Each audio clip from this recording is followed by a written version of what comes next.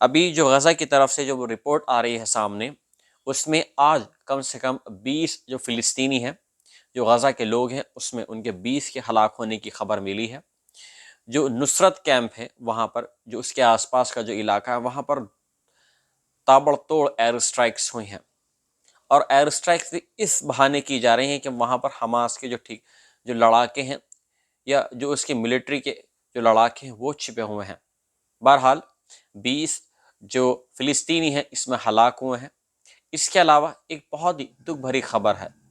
देखिए, जो मौतें तो रोज़ी हो रही हैं फ़िलिस्तीन के अंदर, गज़ा के अंदर, लिहाजा इन मौतों में एक शख्स ऐसा भी है। आप ये स्क्रीन पर ये फ़ोटो आप देख रहे हैं, ये फ़ोटो, इस फ़ोटो में आप देख रहे हैं कि बच्चा हाथ में है, लेकिन वो इंतकाल हुआ है उस बच्चे का। ये इसके दादा हैं इस बच्चे के। अब ये 2023 की ये फ़ोटो है, और इसके बाद में आज मतलब 2024 चल रहा है, और इसमें आज ही के दिन इनका भी इंतकाल हो गया है। जी हाँ, इजरायली एयर स्ट्राइक में इनका भी इंतकाल हो गया है। बहुत ही अफसोसनाक बात है। उन्होंने एक इनकी वीडियो में मैंने देखा था, और इसमें इन्होंने कहा था वीडियो में, इस बच्चे को हाथ में लिए हुए, गोद में लिए हुए, कि अल्लाह ही काफ़ी है। इसके अलावा जो ऑनस्लॉट अटैक है गज़े के ऊपर या लेबनान के ऊपर, साउथ लेबनान के, वो बराबर इसराइल की तरफ से बराबर बदस्तूर जारी हैं।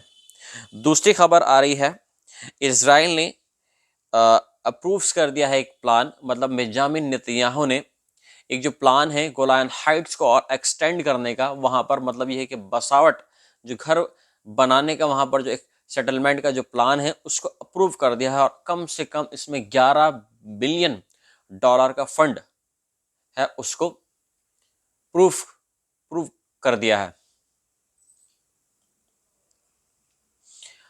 अब जो ये फंड है ये अप्रूव होने के बाद में वहाँ पर जो इजरायली जो गवर्नमेंट है वहाँ पर सेटलर्स को घर बना कर देगी, ताकि गोलान हाइट्स के आसपास के इलाकों में वहाँ पर बसावट हो सके, यहूदियों की बस्तियों को बसाया जा सके।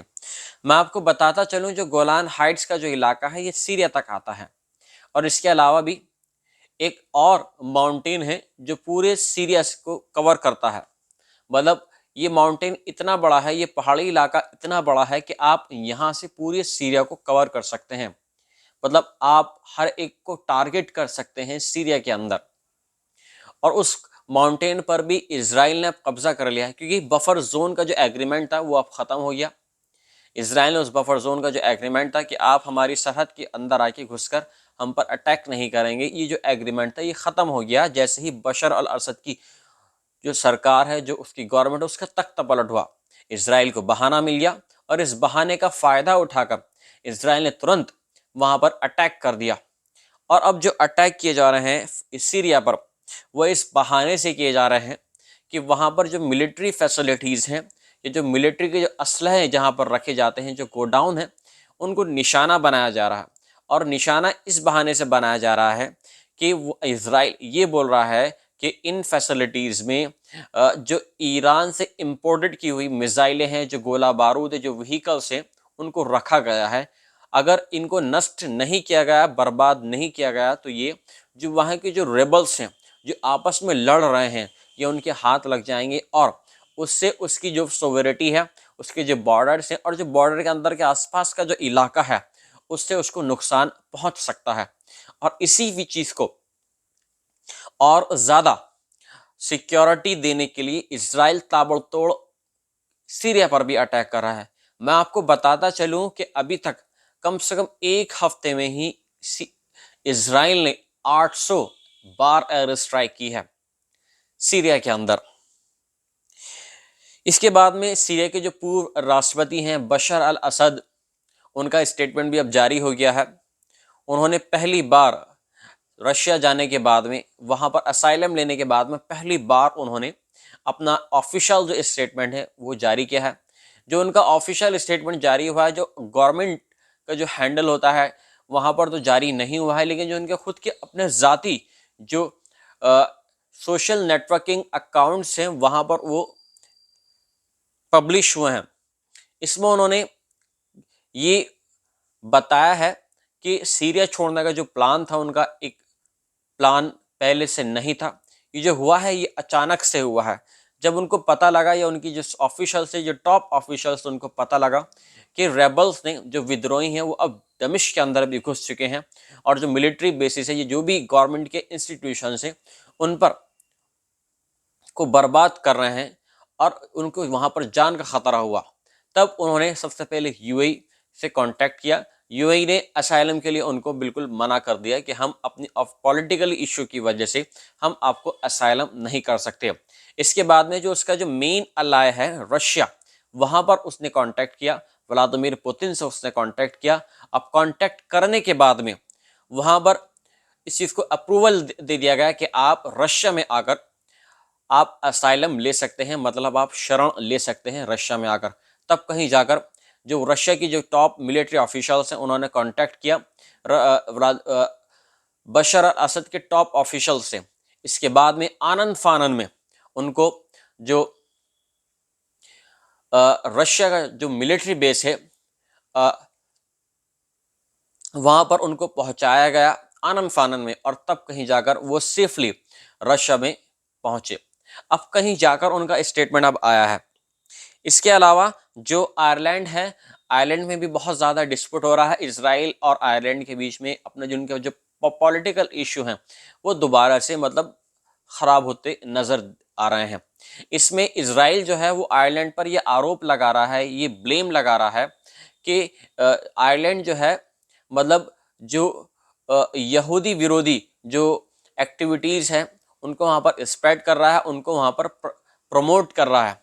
और इसकी वजह से इसराइल ने अपने डबलिन के अंदर जो उसका एम्बेसी है उसने वहाँ पर उसको बंद कर दिया है और आयरलैंड पर बराबर ये ब्लेम लगा रहा है। मतलब और दूसरे जो वर्ल्ड के जो और जो कंट्रीज़ हैं उनको ये दिखाना चाह रहा है इसराइल कि आयरलैंड उनके हक में सही नहीं कर रहा है। मैं आपको बताता चलूँ कि आयरलैंड और नॉर्वे यूरोपियन कंट्री की ऐसी है, दो ऐसी कंट्रीज़ हैं जिन्होंने 7 अक्टूबर के बाद से अब 7 अक्टूबर के बाद से पहली बार इन्होंने फ़िलिस्तीन को एज ए कंट्री का दर्जा दिया है। और इसी चीज़ की चिढ़ की वजह से इसराइल जो है उन आयरलैंड पर यह ब्लेम लगा रहा है कि वो एंटी सेमिटिज्म पर काम कर रहे हैं। अब इसके अलावा जो और ख़बर हैं वो गल्फ़ की तरफ से आ रही हैं। इसमें कतर है, बहरीन है, सऊदी अरब है, यूएई है। इन्होंने सब ने जो गल्फ़ की जो कंट्रीज़ है, आप कहीं देखते होंगे कि कोई भी स्टेटमेंट अगर आता है वो जो भी ओपेक कंट्रीज़ हैं, मतलब जो गल्फ़ की कंट्रीज़ हैं, उनका साथ में स्टेटमेंट आता है। उन्होंने स्टेटमेंट में अपने ये कहा है कि जो गोलान हाइट्स का जो इलाका है, ये जो भी बेंजामिन नेतन्याहू इस चीज़ पर काम कर रहे हैं, उन्होंने जो अप्रूवल दिया है कि गोलान हाइट्स में जो सैटेलाइट्स हैं वो अब उनकी जो यहूदियों की जो बस्तियां हैं वहां पर आप आबाद कर सकते हैं। इसराइल उनकी मदद करेगा इस चीज़ में। उन्होंने इस चीज़ की कड़ी निंदा की है कि ये आपकी सरजमीन नहीं है, ये दूसरे मुल्कों की सरजमीन, आप यहाँ पर यहूदियों को बस्तियों को आबाद नहीं कर सकते। अब आप देख सकते हैं कि अब इसराइल ने इसराइल का अब नक्शा बदलने जा रहा है। जी हाँ, इसराइल का अब नक्शा बदलने जा रहा है। इसराइल जो अब काम कर रहा है, अपने जो काम कर रहा है वो कर रहा है ग्रेटर इसराइल पर। बहुत सारी आपने वीडियोस में सुना होगा कि इसराइल का जो एक प्लान है फ्यूचर का वो ग्रेटर इसराइल पर है। तो ग्रेटर इसराइल का मतलब क्या है? ग्रेटर इसराइल का मतलब यह है कुछ इलाका सीरिया का आता है, उसमें कुछ सऊदी अरब का आता है, उसमें मिस्र का शुमाली इलाका आता है और इसके अलावा पूरा लेबनान आता है और फिलिस्तीन तो इसमें पूरा है ही। तो इसमें वो पूरा जो जरखेज इलाका है उसका मिस्र का वो पूरा इलाका है। और जब ये ग्रेटर इसराइल यहाँ पर बन जाएगा, बनने के बाद में उसका जो एक मेन पॉइंट है, एक रिलीजियस पॉइंट है, इस रिलीजियस पॉइंट को वो फुलफिल करने के लिए जो भी उसके रास्ते में आ रहा है वो सबको बिल्कुल तबाह और बर्बाद करता जा रहा है। इसमें सबसे पहले जो इसका जो साथ दे रहा है वो तो आपको पता ही है कि अमेरिका साथ दे रहा है, और अमेरिका के साथ में जो उसके जो और दूसरे जो उसके जो मिडल ईस्ट के जो फ्रेंड्स हैं वो इसका साथ दे रहे हैं। अब इसके अलावा सीरियन अथॉरिटीज़ ने अब यहाँ पर उन्होंने भी स्टेटमेंट जारी कर दिया है कि कुछ इलाकों में जो मेन इलाके हैं जैसे दमिश्क है, होम्स हैं और और कई इलाके हैं जो बड़े बड़े शहर हैं, वहाँ पर जो अब हालात हैं वो अब सही हो रहे हैं और जो रेबल्स हैं वो अपनी ड्यूटी पर लग गए हैं कि ताकि किस तरीके से सिक्योरिटी पर ज़्यादा से ज़्यादा ध्यान दे सकें, जो सिविलियंस को दिक्कत और परेशानियाँ हो रही थी। लिहाजा अब स्कूल और जो जो कॉलेजेस हैं या रेस्टोरेंट्स हैं, जो भी मतलब ये है कि रोज़मर्रा की जो एक्टिविटीज़ होती हैं वो बिल्कुल नॉर्मलाइजेशन की तरफ है। इसके अलावा खबर बहुत सारी हैं बताने के लिए। अगर मैं ज़्यादा खबरों के बारे में आपको बिल्कुल डिटेल में बताऊंगा तो वीडियो बहुत लंबी हो जाएगी। लिहाजा ये आपके सामने मुख्तसर से ये वीडियोस जो खबरें थी मैंने आपको बता दी हैं।